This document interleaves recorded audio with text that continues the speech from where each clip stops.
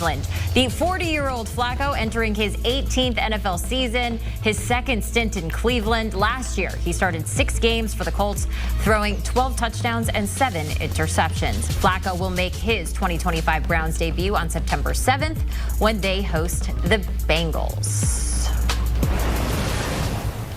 Aditi Kunkabwala joining us now here on CBS Sports HQ. You know this team inside and out. What did the Browns see in training camp that ultimately made them decide on Flacco, Aditi? He was the most available quarterback. We just heard Danny Cannell say this. Everybody else in the room got hurt. And look, Joe Flacco, obviously, I sat down with him. I went and spent a whole day with his family in July. He fully expected it to win this job. He wanted to win this job. He said he wasn't going to be doing this if he didn't think he had a shot to win this job. But unfortunately, Kenny Pickett, who started camp by taking the first team reps and did look really good, hurt his hamstring pretty badly the first week. So he's been limited since then. Dillon Gabriel and Shedeur Sanders are both very promising rookies who've done well, but have some growing and developing to do, and haven't really been in a position yet to take significant first-team reps to beat out Flacco. And by the way, both of them have gotten hurt too. Dillon Gabriel tweaked his hamstring. Shedeur Sanders last week tweaked his oblique. And of course, for a quarterback, the oblique affects everything in the way that you move your torso. So Flacco obviously brings a lot of veteran stability. He knows how to run this Kevin Stefanski offense inside out. His arm is still as explosive as it's ever been. He very well could have won this job outright, but right now, the best thing about him has been his availability. The good thing, Jenny, is that the Browns can now finally start running offense suited and tailored to Flacco. Because head coach Kevin Stefanski even told us last week, as we were prepping for last week's game, that each quarterback does something a little bit different. And so they've been running different offense for each quarterback. Not drastically different, but now they can really sort of get into what they're installing, what their scheme will be, and move forward. Yeah, having those one-on-one reps with the QB1 is definitely going to be key here. Now, I don't want to put you on the spot too much, but are you insinuating that if there weren't health issues, you think this job might have gone to Kenny Pickett? I don't know that, because we didn't see the whole competition play out, right? We saw the first week. Now, in the spring, Kevin Stefanski was indeed giving the majority of the first team reps to Kenny Pickett and a lot of reps to Shedeur Sanders and Dillon Gabriel. He explained that to everyone and to Joe Flacco himself as the fact that we know what Joe brings. We need to learn these other guys. Kenny Pickett, of course, had those 2 years starting in Pittsburgh. Then last year spent the year as a backup with the Eagles, went 1-0 as a starter. The Browns needed to learn him a little bit more. They needed to get a better sense of him. I know that they really liked his athleticism. His speed was very impressive to Kevin Stefanski. They felt good about what he could do, and then he got hurt. So Joe Flacco actually got more first-team reps than the Browns probably expected during training camp.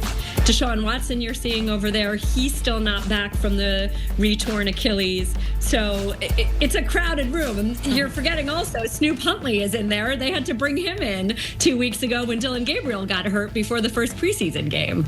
So you just mentioned it's a crowded room. So what happens with all these extra QBs that they just have floating around? Look, I can tell you this. Deshaun Watson isn't healthy just yet.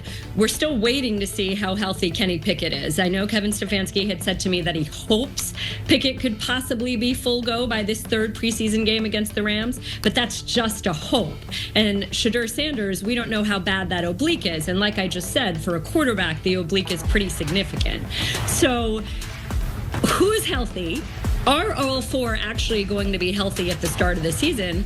I can tell you that Browns general manager Andrew Berry has insisted that he can keep 4 quarterbacks on the active roster. His feeling is that your last 5 guys on a roster are developmental guys anyway, and so why not keep a developmental quarterback?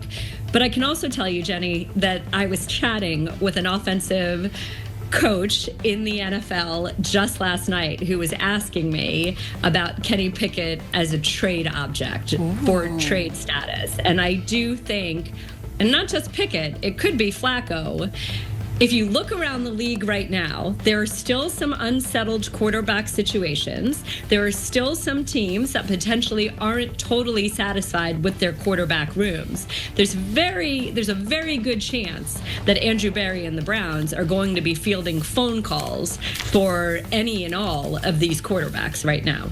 A little nugget there from Aditi. I love that. You're great at finding out these little scoops, and you did mention that you spent some real quality time with Flacco and his family earlier this summer. What else did you learn about him during that visit related to this upcoming season?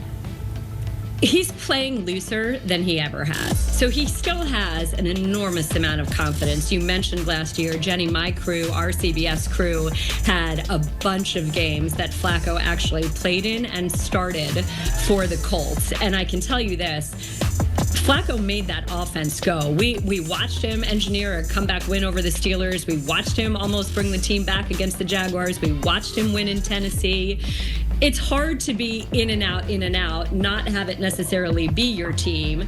If you think about it, the Colts aren't going to give up on their first-round pick, Anthony Richardson. So that's why the keys weren't necessarily handed to Flacco. You go back a few years before that magical run with the Browns 2 years ago, and with the Jets, it was a similar situation. The Jets weren't going to give up on their first-round pick, Zach Wilson, no matter how well Flacco played. If you look at Flacco's numbers over his last 17, 18 starts, he's thrown for a heck of a lot of yards, a lot of touchdowns. That arm is still there. He's still motivated. But like I said, at this age, at this stage of his career, he's not nearly as stressed, and he doesn't feel the pressure of having to prove anything to anyone.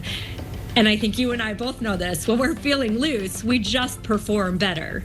So that's a good thing. He's got a veteran offensive line.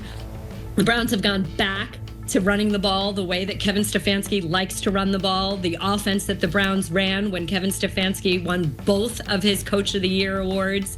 So after last year's disastrous attempt to change offense, they're back to doing what they do well. They're expecting their second-round draft pick, Quinshon Judkins, to be back in the fold pretty soon, and they've gotten good looks from rookie running back Dylan Sampson. They like Jerome Ford. If they can run the ball much better this year, that also bodes well for this team. So there's optimism, and again, now you can actually settle into your offense. I'll say this too. I was at the joint practices with the Eagles last week, and you could see on the second day the Browns offense was functioning better against a really, really good Eagles defense. The Browns came out of those joint practices with definitely a boost of confidence. Good news for Browns fans. Aditi, thanks for joining us here. Looking at headlines, we start in the NFL, where the Browns have signed former Texas wide receiver Isaiah Bond to a 3-year deal. That news coming days after a grand jury declined to indict him on the sexual assault charges. Bond, who was projected to be a day 2 pick in this year's NFL draft, went unselected after a warrant for his arrest went public. The Dolphins are hosting free agent edge rusher Matthew Judon on a visit today. The 4-time Pro Bowler spent last season with the Falcons, racking up 5.5 sacks. Now, the Fins' top 3 edge rushers include Jalen Phillips, Bradley Chubb, and Chop Robinson. All 3 of those players have dealt with injuries over the past year. The Colts are signing free agent cornerback Xavier Howard. It's a 1-year deal worth up to $5 million. That is according to NFL Network. The former All-Pro corner and NFL interceptions leader did not play in the NFL last season after being released by the Dolphins. Ohio State head coach Ryan Day has named Julian Sayin as the starting quarterback. The former 5-star prospect beat out junior Lincoln Keenholz for the QB1 job in Columbus. Sayin will face a tall task in his first career start for the Buckeyes. They open up the season August 30th against #1 Texas at the Shoe. And Syracuse has named Notre Dame transfer Steve Angeli as their starting quarterback. That's the latest from our Chris Hummer. He narrowly beat out LSU transfer Ricky Collins for that starting job. He'll be under center for the Orange on August 30th when Syracuse opens up its season against number 24 Tennessee in Atlanta.